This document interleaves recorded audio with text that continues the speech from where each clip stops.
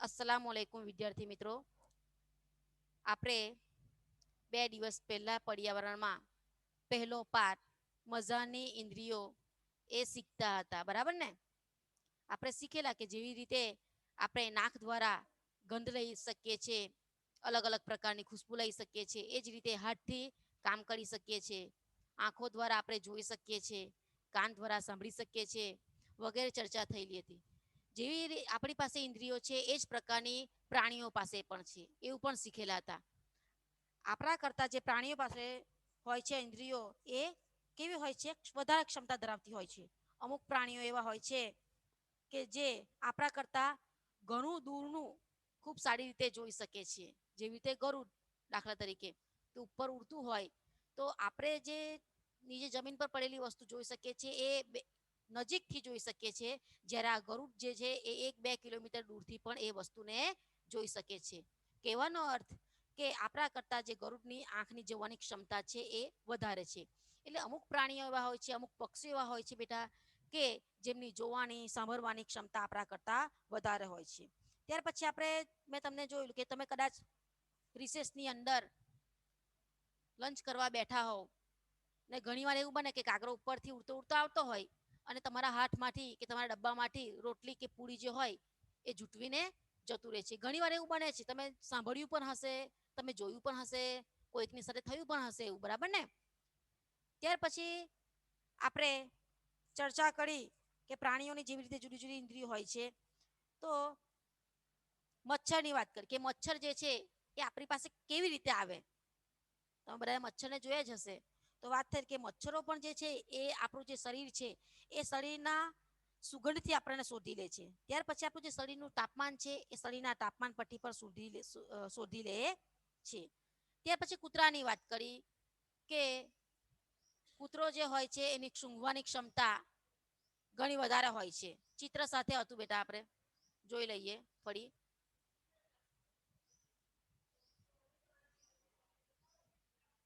આ રહ્યું કે કૂતરો જે છે એ જ્યાં ત્યાં સૂંઘતો આપણે જોયો છે. તો કે કેમ કૂતરો જ્યાં ત્યાં સૂંઘવા જવા મળશે? કે કૂતરો જે છે એ એના વિસ્તારની અંદર બીજા કૂતરાઓ બહારના નથી આવ્યા ને એ શાના પરથી શોધે છે? તો કે આ નાક દ્વારા સૂંઘીને એ પોતાના પેશાબ અને મળના ગંધથી એ બીજા વિસ્તારના કૂતરા અહીંયા આવ્યા નથી ને એ શોધે છે. ત્યાર પછી આ પ્રશ્નો પર ચર્ચા થઈ ગયેલી કે મનુષ્યો જે છે એ કૂતરાને આ સૂંઘવાની આવડત દ્વારા એનો કઈ કઈ રીતે ઉપયોગ કરે છે, એ પણ ચર્ચા થઈ ગઈ હતી બેટા. ત્યાર પછી મેં તમને કહ્યું કે તમે આ કોષ્ટક જે છે એ તમારી ચોપડીમાં લખી નાખજો.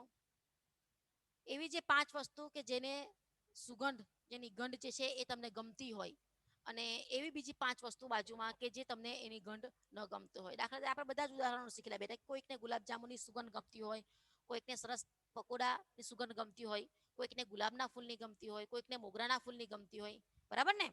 વગેરે વગેરે. અને ન ગમતીમાં આવે તો કોઈ તમે ગટર પાસેથી પસાર થાવ છો તો ગટરની સુગંધ કોઈને ગમે બેટા? ન ગમે. કચરાના ઢગલા પાસેથી પસાર થાવ છો તો એ સુગંધ પણ તમને નથી ગમતી. એટલે તમને તમારા મત મુજબ જે ન ગમતી હોય એવી ગંધ પણ મેં લખવાની કહી હતી. ત્યાર પછી લાસ્ટ આપણે આ 2 પ્રશ્નોની ચર્ચા થયેલી કે શું તમારા કુટુંબના કોઈ સભ્યના કપડામાંથી સુગંધ આવે છે? તો તમે ઘણીવાર જોયું હશે બેટા કે તમારા મમ્મી કે પપ્પા જે છે એ બહાર ગામ જાય છે અથવા તો કોઈક લગ્ન પ્રસંગે જાય છે તો ત્યારે એક સ્પ્રે છાંટે છે, અત્તર છાંટે લગાવે છે, બરાબર ને? તો એમાંથી સ્મેલ આવે છે કે નહીં, સુગંધ જે તમને ગમે છે. ત્યાર પછી એવી કઈ જગ્યા તમે જાઓ છો કે જ્યાં તમે દુર્ગંધ અનુભવી છે? દુર્ગંધ એટલે કે તમને જે ગંધ ગમતી ન હોય એ ખરાબ ગંધ કહેવાનો અર્થ કે જે તમને ન ગમતી હોય. તો એ તમે મેરામાં જાઓ છો કે જ્યાં ખૂબ ભીડ ભરવાળી જગ્યા હોય છે. ત્યાર પછી તમે બસમાં જાઓ છો, ટ્રેનમાં જાઓ છો, ત્યાં પણ ભીડ હોય છે, સાથે સાથે બેસે છે, એટલે કે પરસેવાની ગંધ એવી છે કે જે આપણને ગમતી નથી. તો આપણે મેરામાં, બસમાં, ટ્રેનમાં જ્યાં ભીડવાળી જગ્યાએ જઈએ છીએ ત્યાં એકબીજાના ટચમાં આવીએ છીએ બેટા, એટલે પરસેવાની જે દુર્ગંધ હોય છે એ આપણે અનુભવી હોય છે કે જે આપણને ગમતી નથી. હવે આપણે આવીએ છીએ, જુઓ બાજુમાં એક છોકરી છે, બરાબર? એનું નામ છે રુચિત. છોકરાનું નામ છે, જુઓ અહીંયા. આવું કેમ? જુઓ પેરેગ્રાફ વાંચીએ. આજે નીરુને કોઈ મહત્વના કામથી બહાર જવું પડ્યું. તેને તેના 6 મહિનાના દીકરા રુચિતને, તે તમને ચિત્રમાં દેખાય છે નાનું બાળક, એનું નામ છે રુચિત, એ 6 મહિનાનું છે બેટા. એની મમ્મીનું નામ છે નીરુ. તો એ રુચિતને તેની બહેન છાયા પાસે એ મૂકે છે, કારણ કે એ બહાર ગામ ગઈ છે કોઈ કામ માટે. પેલી જે છોકરીનું ચિત્ર દેખાય છે એ છાયા છે. છાયાને પણ આટલી ઉંમરનું બાળક છે, એટલે કે 6 મહિનાનું એને પર એક બાળક છે. રમૂજ લાગશે, તમને નવાઈ લાગશે કે બંને બાળકોને એક સાથે મોર આવે છે, બંને એક સાથે ટોયલેટ કરે છે. કહેવાનો અર્થ, તેણે ખુશીથી તેની દીકરીને સાફ કરી લીધી. કોણે કોણે ખુશીથી એની દીકરીને સાફ કરી લીધી? છાયાએ. હવે આ જે નાનું બાળક છે બીજું, એ નીરુનું છે છાયા પાસે, બરાબર ને? બે બાળક છે, એક પોતાનું અને એક પોતાની બહેનનું, નીરુનું. એ પણ બહાર કામથી ગયા હોવા છતાં તે પેલી છાયાને સોંપે છે. તો એનું નામ છે રુચિત. બંને બાળકો એક સાથે ટોયલેટ કરે છે. તો પેલી છાયા જે છે એ પોતાના બાળકનું છે એ ખુશી ખુશી સાફ કરી લે છે, ખુશીથી, બરાબર ને? સાફ કરી લે છે, એને ક્લિયર કરી દે છે. પરંતુ જ્યારે તે તેની બહેનના દીકરા રુચિતને સાફ કરતી હતી ત્યારે તેને પોતાનું મોં દુપટ્ટાથી ઢાંકી દીધું. તો આવું કેમ? તમે વિચારશો કે આવું કેમ થાય? તો કહેવાનો અર્થ કે બધાને જ, માની લો કે તમે બે મિત્રો છે, બરાબર? 3 મિત્રો છે, તમે સાથે બેઠા છો. તો કોઈકને ગુલાબજાંબુની સુગંધ ગમતી હોય, કોઈકને ન પણ ગમતી હોય, બરાબર ને? તમને ગમે છે ડુંગળીની સુગંધ, તો તમારા મિત્ર જે છે એને ન પણ ગમતી હોય. એવું બને ને? બધાને સરખું ના થાય બેટા, સરખી પસંદ ના હોય બધાની. એટલે અહીંયા જે છાયા છે, છાયા જ્યારે રુચિતની બોરચું સાફ કરતી હતી ત્યારે તેને મોં ઢાંકી દીધું, પણ પોતાની દીકરીનું બોરચું સાફ કરતી વખતે આમ ન કર્યું. તમારા મતે તેને આવું કેમ કર્યું? મેં તમને જવાબ આપ્યો હોય બેટા કે સરખું ના થાય બધાને. એને પોતાના બાળકનું બરોતું જ્યારે સાફ કરતી હતી ત્યારે એના માટે એને ગંધ ન આવતી હોય, માટે એને મોં ન ઢાંક્યું. પણ જ્યારે એ રુચિતનું બરોતું સાફ કરતી હતી તેમાંથી તેને ખરાબ ગંધ આવતી હોય, એટલા માટે એને મોં ઢાંકી દીધું હશે. એ જ કારણ, બીજું કોઈ કારણ નહીં. ત્યાર પછી જુઓ, તમે કચરાના ઢગલા પાસેથી પસાર થાઓ તો તમને કેવો અનુભવ થાય છે? જે વ્યક્તિઓ પોતાનો આખો દિવસ આવા ઢગલામાંથી વસ્તુ ઉપાડવામાં વિતાવતા હોય તો તેમના વિશે વિચારો. કહેવાનો અર્થ કે આપણે, હું પણ અને તમે પણ કચરાના ઢગલા પાસેથી પસાર થાવ છો, તેમાંથી ખરાબ વાસ આવે છે, એ આપણને ગમતી નથી બેટા. પણ તમે વિચારો કે જે આખો દિવસ આ કચરાના ઢગલાની અંદર કામ કરતા હોય અને એમાંથી બધો કચરો વેરતા હોય તો તેમને કેવું થતું હશે? તો એ લોકોને એની ગંધ ના, એ ટેવાયેલા હોય છે. એ લોકોએ રોજ જ એમાં કામ કરવાનું હોય છે, સાંજ સવાર આખો દિવસ એમાં કામ કરતા હોય છે. એટલે એ લોકો એ ગંધથી ટેવાઈ ગયેલા હોય છે. તેથી તેઓ એ આખો દિવસમાંથી વસ્તુ ઉપાડતા હોય છે, પરંતુ એમને એ ગંધ લાગતી નથી. જ્યારે આપણે ત્યાંથી પસાર થઈએ છીએ તો આપણને એની ગંધ લાગે છે, આપણને ગમતું નથી. શું, નંબર 3 ટોપિક, શું સારી અને ખરાબ સુગંધ દરેક માટે સમાન જ હોય છે? શું તે સુગંધ દરેકને તેને કેવી રીતે અનુભવે છે તેના પર આધારિત છે? તો સાચી વાત છે, દરેકના માટે સારી અને ખરાબ એ સમાન જ હોય છે એવું બનતું નથી. તમને જો આપણને અત્તરની સુગંધ ગમતી હોય, સ્પ્રેની સુગંધ ગમતી હોય તો બીજાને ન પણ ગમતી હોય, બરાબર ને? બીજાને જરૂરી નથી કે બીજાને ગમે, તમારા મિત્રને પણ ગમવી જ જોઈએ, ન પણ ગમતી હોય બેટા. તો એવી જ રીતે ખરાબની વાત કરીએ તો ડુંગળીની સુગંધ એ કોઈને ન ગમતી હોય પરંતુ તમને ગમે છે. માની લો કે તમને ડુંગળીની સુગંધ ગમે છે, તમારા મિત્રને નથી ગમતી. તમારા મિત્રને અત્તરની સુગંધ ગમે છે પણ તમને નથી ગમતી, એવું થાય. એટલે પોતાના અનુભવ પર આધારિત છે, બરાબર ને? આગળ જોઈએ આપણે, એવા પક્ષીનું નામ લખો જેને માણસની જેમ આગળની તરફ આંખો હોય છે, બરાબર? તો એવું કયું પક્ષી છે કે આપણી આંખો, માણસ એટલે કે મનુષ્યની આંખો, માણસની આંખો માથાની આગળના ભાગમાં હોય છે, બરાબર ને? આગળ છે બે આંખો. તો પક્ષી જે છે, તમે જુઓ કબૂતર, ચકલી, પોપટ વગેરેને જુઓ તમે તો બેટા એ માથાની બાજુ, બંને બાજુએ આજુબાજુ આંખો હોય છે, બરાબર ને? પરંતુ માણસની જેમ એક એવું પક્ષી છે જેનું નામ છે ઘુવડ. શું છે? ઘુવડ. તો ઘુવડ જે એક એવું પક્ષી છે કે જે માણસની જેમ આગળની તરફ આંખો હોય છે ને જોઈ શકે છે.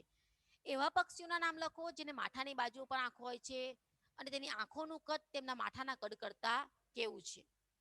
તો એવા જે પક્ષીઓ છે એના નામ છે બેટા કાગડો, કબૂતર, ચકલી, સમદી, હોલો, પોપટ વગેરે. એવા જે મોટાભાગના જે પક્ષીઓ છે એ પક્ષીઓની આંખો જે છે એ માથાની બાજુ પર હોય છે બેટા. અને તેમની જે આંખોનું કદ છે તેમના માથાના કદ કરતાં ઘણું નાનું હોય છે. એનું માથું મોટું. અને તમે જોશો, તમે જોયેલી જ છે બધાએ, કાગડાની આંખો જોજો આજે, ચકલી હોય તેની જોજો, એનું માથું જોજો ને આંખો જોજો, એકદમ નાના નાના ટપકા જેટલી હોય છે બેટા. કહેવાનો અર્થ કે એવી જે પક્ષીઓ છે કે જેમની માથાના બાજુ પર આંખો છે, કાગડો, ઘુવડ, બરાબર, કાગડો, સમડી વગેરે, તો એમની આંખો જે છે એ માથાની બાજુ પર હોય છે બેટા, અને એમનું કદ એકદમ નાનું હોય છે. તો મોટાભાગના પક્ષીઓને માથાની બાજુ પર પણ આંખો હોય છે. તેમની આંખો એક જ સમયે બે અલગ વસ્તુઓ જોઈ શકે છે, કારણ કે બાજુ પર આંખો છે. બરાબર ને? તો એ આંખો જે છે એ બંને આંખો એ આજુબાજુની વસ્તુ જોઈ શકે છે. જ્યારે તે સીધું જુએ ત્યારે બંને આંખો એક જ વસ્તુ પર કેન્દ્રિત થાય છે. જ્યારે એ પક્ષી એકદમ સીધું જુએ છે, કાગરો છે, પોપટ છે, ચકલી છે, એકદમ સીધું જુએ બેટા, ત્યારે એની આંખો જે છે બાજુની એક જ વસ્તુ પર કેન્દ્રિત થાય છે. બરાબર ને? અને જે ઘુવડ છે તેને જે જોવું હોય માથાની સામે, એટલે આજુબાજુનું વસ્તુ જોવું હોય તો એને ગરદન ફેરવવી પડે છે. બરાબર ને? આપણે જોયું છે કે ઘણીવાર ઘણા પક્ષીઓ છે એ ગરદન હલાવે છે. હવે આપણે આગળ જોઈએ બેટા.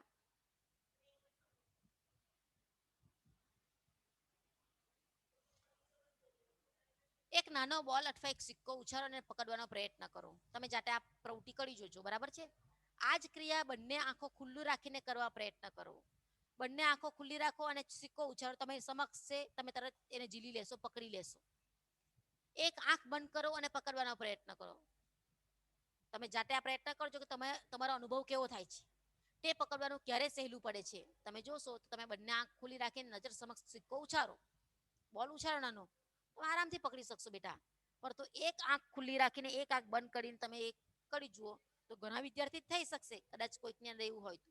અને પકડવાનું ક્યારે સહેલું પડે છે કે જ્યારે આપણે બંને આંખ ખુલ્લી હોય અને પકડો ત્યારે સહેલું પડે છે બેટા. એક આંખ બંધ અને એક આંખ ખુલ્લી રાખીને આપણે જ્યારે એ સિક્કો ઉછાળીને પકડવાની કોશિશ કરીશું તો એ પકડાશે નહીં. એના માટે આપણે પકડવા માટે પ્રયત્ન કરવો પડશે. જ્યારે પેલું સહેલાઈથી પકડી શકાશે. બરાબર ને? અનુમાન કરો. ઘણા પક્ષીઓ છે કે જો તમારા કાનની જગ્યાએ આંખો હોત, આપણી વાત કરી છે, તમે અનુમાન કરો બેટા કે જો તમારા કાનની જગ્યાએ આંખો હોત તો કેવું હોત, તમે શું કરી શકતા જે તમે અત્યારે નથી કરી શકતા. કહેવાનો અર્થ બેટા કે જો અનુમાન કરો કે કાનની જગ્યાએ આંખો હોય, તો જો આપણી કાનની જગ્યાએ આંખો હોત તો આપણે પણ પક્ષીઓની જેમ શું કરત? ગરદન ફેરવ્યા વગર ચારે બાજુનું એક સાથે જોઈ શકત, જે અત્યારે આપણાથી કરી શકાતું નથી. આપણે સામે નજર રાખીએ તો આપણે સામેનું જ જોઈ શકીએ છીએ. આપણે પાછળનું જોવું હોય તો પાછળ ફરવું પડે છે. આજુબાજુનું જોવું હોય તો જે જમણી બાજુ જોવું હોય તો જમણી તરફ જોવું પડે છે બેટા. ડાબી બાજુ જોવું હોય તો ડાબી તરફ જોવું પડે છે. પણ જો પક્ષીની જેમ બંને તરફ કાનની જે માથું છે તો કાન છે આપણા, બરાબર ને? માથાની આજુબાજુ તો પક્ષીઓને તો માથાની આજુબાજુ આંખો હોય છે બેટા. એટલે ગરદન ફેરવીને સરસ મજાનું ગરદન ફેરવ્યા વગર પણ જોઈ શકે છે. તો આપણે પણ એવું જ કરતે. બરાબર ને? કેટલાક પક્ષીઓ એવા છે બેટા કે સમડી, ગરુડ, ગીધ આપણા કરતા 4 ગણું વધારે જુએ છે. એટલે કે જોવાની ક્ષમતા ખૂબ સારી છે એ લોકોની. જે વસ્તુ આપણે 2 મીટર દૂરથી જોઈ શકીએ છીએ તો એ પક્ષીઓ 8 મીટર દૂરથી તે વસ્તુઓ જોઈ શકે છે. કોણ? તો કે સમડી, ગરુડ, ગીધ એવા કેટલાક પક્ષી છે કે તેઓ આપણાથી પણ વધારે દૂરથી જોઈ શકે છે. જમીન પર પડેલી વસ્તુઓ જે છે એ ઘણા 8 કિલોમીટર દૂરથી જોઈ શકે છે. જ્યારે આપણે એ 2 મીટર દૂરથી જોઈ શકીએ છીએ. એ 4 મીટર દૂરથી જોઈ શકે છે. બરાબર ને? 8 મીટર દૂરથી જોઈ શકે. આપણાથી પણ વધારે 4, 8 આપણાથી વધારે મીટર દૂરથી જોઈ શકે છે એ વસ્તુ. આપણે અનુમાન કરી શકીએ કે જો જમીન પર રોટલી પડેલી હોય તો આપણે એને નજીકથી જોઈ શકીએ છીએ. દૂરથી એટલા સહેલાઈથી જોઈ શકતા નથી. પરંતુ ગરુડ જે છે, સમડી જે છે, ગીધ જે છે, એવા જે પક્ષીઓ છે કે જેમની જોવાની ક્ષમતા ખૂબ વધારે છે આપણા કરતા, તો એ લોકો એ ખૂબ દૂરની અંતરથી જોઈ શકે છે, ઉડતા ઉડતા પણ. ઘણા પ્રાણીઓ એવા છે કે આપણા જેટલા રંગો જોઈ શકતા નથી.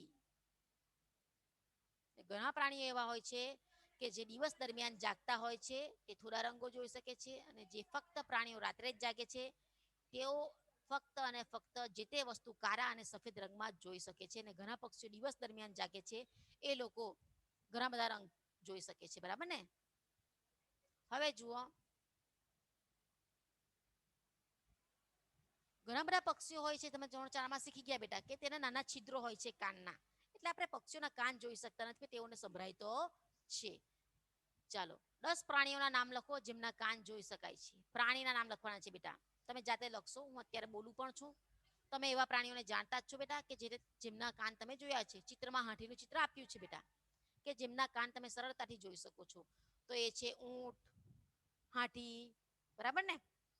ગાય, ભેંસ, ઘોડો, બિલાડી, કૂતરા વગેરે વગેરે, જેના કાન આપણે જોઈ શકીએ છીએ. એવા કેટલાક પ્રાણીઓ છે કે તેમના નામ લખો કે જે આપણા કરતા પણ મોટા કાન ધરાવે છે. તમને ખબર જ છે તો કે હાથી સૌપ્રથમ તો, ત્યાર પછી આપણા કરતા મોટા કાન બકરીના પણ હોય છે બેટા, ગાયના પણ હોય છે, ભેંસના પણ હોય છે, બળદના પણ હોય છે, ઊંટના પણ હોય છે, ઘેટાના પણ હોય છે, બરાબર. તો આપણા કરતા મોટા કાન એવા પ્રાણીના નામ લખવાના છે. શું પ્રાણીઓના કાન અને તેમની સાંભળવાની ક્ષમતા વચ્ચે કોઈ સંબંધ ખરો? તો પ્રાણીઓના કાન અને તેમની સાંભળવાની ક્ષમતા એ ખૂબ જ ગાઢ સંબંધ ધરાવે છે. જે પ્રાણીઓના કાન મોટા હોય છે તેઓ ઝડપથી ખૂબ જ જલ્દી સાંભળી શકે છે. તમારા હાથ તમારા કાન ઉપર રાખો અને કંઈક કહો. શું તમે તમારો પોતાનો અવાજ સાંભળી શકો છો? તમે કરી જોજો બેટા, બરાબર. હવે જુઓ, પાટિયા નજીક બેસો, પાટિયા પર એક વખત હાથથી અવાજ કરો, સાવચેતીપૂર્વક સાંભળો, તમને સંભળાશે, બરાબર ને. ચિત્રમાં બતાવ્યા મુજબ પાટિયા પર કાન મૂકો, પાટિયા પર ફરીથી અવાજ કરો, હાથથી થોડો અવાજ કરવાનો છે, ફરીથી સાંભળો, અવાજમાં કોઈ તફાવત લાગે છે? એક પાટિયું લો, બરાબર ને, લાકડાનું હોય અથવા તમારી પાસે ટેબલ હોય પ્લાસ્ટિકનું હોય તો પણ ચાલશે. એક પાટિયું હોય એના પર કાન મૂકવાનું છે અને અવાજ કરવાનો છે, તો એ અવાજ આપણને સંભળાય છે, બરાબર ને. ચિત્રમાં છે જ બેટા, એ પ્રમાણે તમે કરજો. અને પછી કાન પાટિયા પર રાખીને ફરી હાથથી અવાજ કરો, જોરથી અને સ્પષ્ટ સંભળાય છે અને પાટિયાની ધ્રુજારીનો પણ અનુભવ થાય છે. તમારે ઘરે કરજો, પ્લાસ્ટિકનું ટેબલ હશે તો પણ ચાલશે, લાકડાનું ટેબલ હશે તો પણ ચાલશે. તો તમે જેવી રીતે હાથથી ટપ દળીને મારશો બેટા એટલે એને ધ્રુજારી પણ અને સ્પષ્ટ અવાજ તમને સંભળાશે. ક્યારે? તો કે કાન જ્યારે તમે પેલા પાટિયા પર અડાડીને રાખશો ત્યારે. જુઓ, સાપ, સાપ કેવી રીતે સાંભળે છે બેટા? સાપને કોઈ બાહ્ય કાન નથી હોતા, તેઓ કેવી રીતે સાંભળે છે? ફક્ત અને ફક્ત જમીનની ધ્રુજારીથી સાંભળી શકે છે, બરાબર. સાપને કોઈ કાન નથી હોતા, સાપ કેવી રીતે સાંભળે છે આવો પ્રશ્ન પૂછાય તો તમારે જવાબ લખવાનો કે સાપ આવી રીતે સાંભળે છે. સાપને કોઈ બાહ્ય કાન હોતા નથી, તેઓ માત્ર જમીન પરની ધ્રુજારીને અનુભવી શકે છે.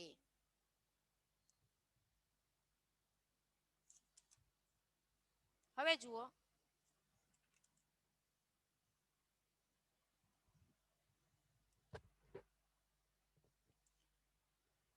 લંગૂર ઊંચે ઝાડ પરથી બીજા પ્રાણીઓને વાઘ અથવા ચિત્તાના ભયથી સાવધાન કરે છે.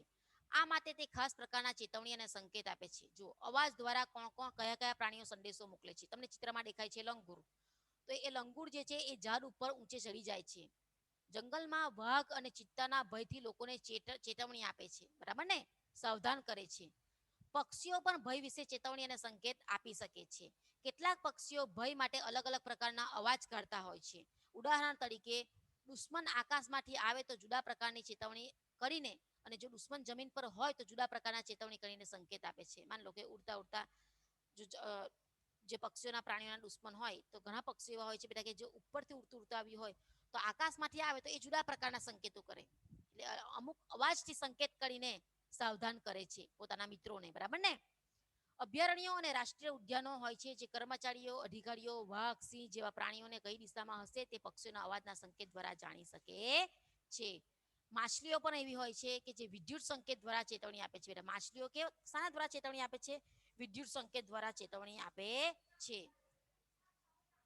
જ્યારે ભૂકંપ અથવા વાવાઝોડું આવવાનું હોય ત્યારે અમુક પ્રાણીઓ અલગ પ્રકારનું વર્તન કરે છે. જંગલની આસપાસ રહેતા માણસો પ્રાણીઓના આ વર્તનનું અવલોકન કરી ભય વિશે અનુમાન લગાવે છે. પ્રાણીઓને સૌથી પહેલા ખબર પડી જાય છે કે ભૂકંપ અને વાવાઝોડું આવવાનું છે, તો ઘણા માણસો પણ કે જે વન વિભાગમાં કામ કરતા હોય છે એ લોકો તરત અનુમાન લગાવી શકે છે કે વાવાઝોડું કે ભૂકંપ આવવાની તૈયારી છે. તો કે કેમ? તો કે પ્રાણીઓ જે છે અલગ પ્રકારનું જ વર્તન કરતા હોય છે, વાઘ, સિંહ, ચિત્તો, દીપડો વગેરે, બરાબર. એટલે કે બધા ઇન્દ્રિયો દ્વારા કામ કરતા હોય છે બેટા.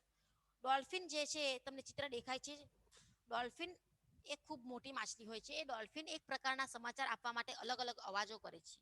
વૈજ્ઞાનિકોનું માનવું એવું છે કે પ્રાણીઓ જે છે તેમની પોતાની વિશિષ્ટ ભાષા હોય છે. અલગ અલગ પ્રાણીઓની અલગ અલગ પક્ષીઓની વિશિષ્ટ ભાષા હોય છે. તેઓ પોતાના અવાજ દ્વારા સંકેત કરે છે, ભયનો સંકેત કરે છે બીજાઓને, બરાબર. આપણે જોયું તો લંગૂર તો કે ઝાડ પર ચડીને વાઘ અને ચિત્તા અને દીપડાનો ભય એનાથી લોકોને બચાવે છે. એ જ અમુક પક્ષીઓ હોય છે એ અલગ અલગ પ્રકારના અવાજો કરે છે અને એના દ્વારા સંકેત આપે છે. એ જ રીતે ડોલ્ફિન જે છે એ પણ અલગ અલગ પ્રકારના અવાજો કરીને સંકેત કરે છે. શું તમે પ્રાણીઓના અવાજ સમજી શકો છો? તો કયા કયા?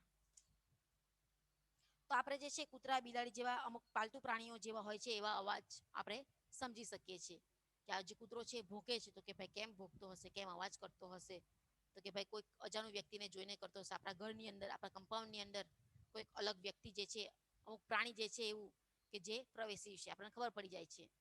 શું કેટલાક પ્રાણીઓ તમારી ભાષા સમજે છે? કયા કયા?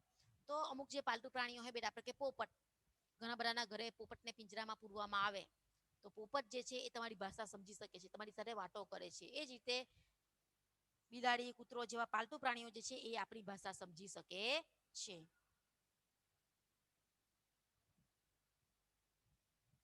પક્ષીઓ અને ડોલ્ફિનની જેમ તમારે પોતાને સંદેશો આપવાની અવાજની ભાષા બનાવી શકો છો. યાદ રાખજો કે તમારે તમારા મિત્ર સાથે ફક્ત અવાજથી વાત કરવાની, શબ્દોથી નહીં. તમને ક્યારે કેવી રીતે ચેતવણી સંકેત આપવાની જરૂર પડશે, ઉદાહરણ તરીકે ત્યારે શિક્ષક વર્ગખંડમાં આવે છે ત્યારે. માની લો કે ઘણા વિદ્યાર્થીઓ જે છે એ શબ્દોથી, એટલે કે બોલે નહીં, કે ટીચર આવ્યા, મેડમ આવ્યા, સર આવ્યા, આમ નહીં કે તમે મસ્તી કરતા હો વર્ગખંડની અંદર, ધમાલ મસ્તી કરતા હો, એક જગ્યાએથી બીજી જગ્યાએ ઉઠીને ગયા હો, તો ફક્ત તમારા શું કરે છે, સંકેત આપે છે. શું સંકેત આપે છે? ઈશારો કરી દે છે. ઈશારો એટલે કે સંકેત. તમે મિત્રોને કહી દો છો, આંખો આમ કહીને બતાવી દો છો, કોઈ હાથ કહીને બતાવી દે છે, એટલે તરત પેલો મિત્ર સમજી જાય છે સંકેત દ્વારા કે શિક્ષક આવ્યા, જેનો પીરિયડ છે એ ટીચર આવ્યા છે, સર આવ્યા છે, પ્રિન્સિપાલ સાહેબ આવે છે. એટલે તમે કેવો એકદમ સાવધાન, બિલકુલ સચેત થઈ જાઓ છો, સીધા બેસી જાઓ છો, ડિસિપ્લિનમાં આવી જાઓ છો. એ રીતે બેટા. કેટલાક પ્રાણી એવા હોય છે કે અમુક ઋતુમાં લાંબી ગાઢ નિંદ્રામાં જતા રહે છે, પછી તેઓ ઘણા મહિનાઓ સુધી દેખાતા નથી. જાગવું અને ઊંઘવું, ક્યારે જાગે છે, ક્યારે ઊંઘે છે. તો ઠંડીની ઋતુમાં તમે ગરોળીને ઘરમાં જોઈ શકતા નથી. શું તમે એ નોંધ્યું છે કે તે ક્યાં ગઈ હશે? શું તમે વિચારો છો? તો ગરોળી જે છે એ શિયાળામાં ઘરમાં જોવા મળતી નથી. તે આ ઋતુમાં ગરમી મળે તેવી જગ્યાએ લાંબી, એટલે કે ગાઢ નિંદ્રામાં ચાલી જાય છે. તેથી તે દેખાતા નથી. શિયાળાની અંદર આપણા ઘરની અંદર આ ગરોળી જે છે એ ખૂબ ઓછી જોવા મળે. કેમ? તો કે ભાઈ એને ઠંડી ગમતી નથી, એ ગરમીવાળી જગ્યાએ જઈને ઊંઘી રહે છે. બરાબર ને?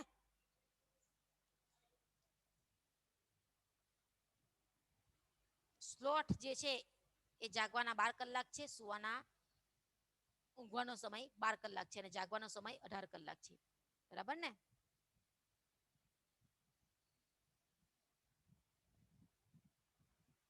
ઘરમાં જોવા મળતી જે ગરોળી છે એ 6 કલાક જ શિયાળાની અંદર એમ જાગતી હોય છે, બાકીના જે કલાકો છે એ ઊંઘવામાં જ ગુજારતી હોય છે. એ જ રીતે આજે કેટલાક પ્રાણીઓના ચિત્ર આપ્યા છે બેટા. ગાય, તો ગાય જે છે એ 4 કલાક વધુમાં વધુ ઊંઘી શકે છે. અજગર જે છે એ 18 કલાક હોય છે. જીરાફ એ વધુમાં વધુ 2 કલાક ઊંઘી શકે છે, અને બિલાડી જે છે એ 12 કલાક સુધી ઊંઘી શકે છે એક જગ્યાએ ખૂણામાં પડીને. બરાબર ને?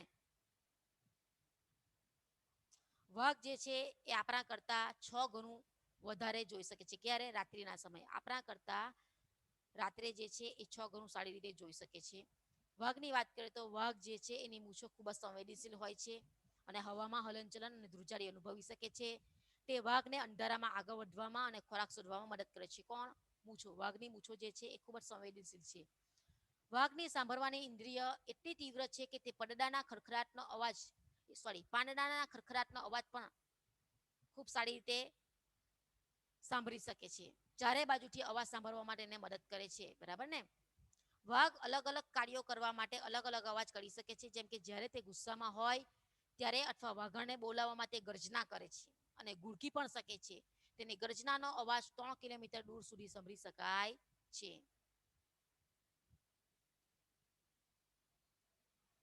તો અહીંયા આપણો આજે પહેલો પાઠ છે બેટા એ પૂરો થાય છે.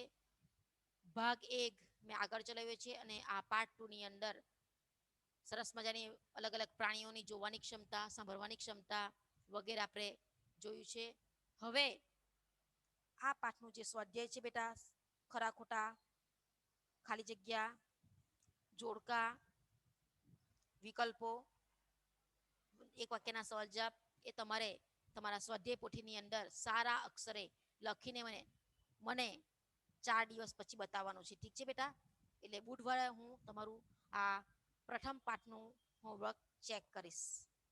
ઠીક છે? અહીંયા આપણો પહેલો પાઠ પૂરો થાય છે બેટા. આ પહેલા પાઠના જે પ્રશ્નો છે તમારી પાસે સ્વાધ્યાય નોટબુકમાં લખવાના નથી બેટા, સ્વાધ્યાય પોથી જલ્દીથી જલ્દી વસાવી લેજો. બજારમાં ઉપલબ્ધ છે જ, મળે જ છે. તો એ સ્વાધ્યાય પોથીમાં પ્રથમ પાઠ લખીને મને 4 દિવસ પછી તમારે બતાવવાનું છે બેટા. તમે એક પાઠ પૂર્ણ થશે અને પછી તરત સ્વાધ્યાય લખીને બતાવશો તો જ, બાકી બધું ભેગું થઈ જશે તો મજા નહીં આવે. બરાબર બેટા?